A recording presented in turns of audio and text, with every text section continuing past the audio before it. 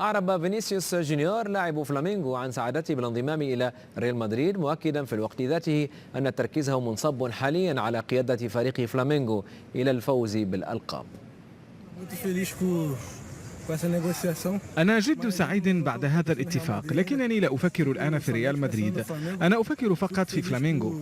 سعيد لأننا حققنا هدفا آخر، لكننا الآن نشتغل خطوة بخطوة لتتويج بالمزيد من الألقاب مع فلامينغو. بعد ذلك سأفكر في ريال مدريد. لم أتدخل بأي شيء في هذه الصفقة، وكيل أعمالي وفلامينغو ووالداي أنهوا هذه الصفقة.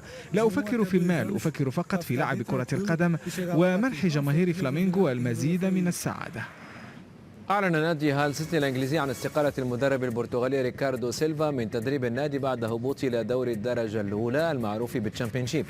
وجاء عبر موقع النادي أن المدرب صاحب 39 عاما اختار الرحيل عن النادي لما في ذلك من مصلحة لمستقبله المهني، رغم أنه لم يكمل مع الفريق 5 أشهر. كما أعلن نادي ويست هام يونايتد عن رحيل 3 من لاعبيه، حيث يستعد النادي اللندني لتغييرات في صفوفه استعدادا للموسم الجديد.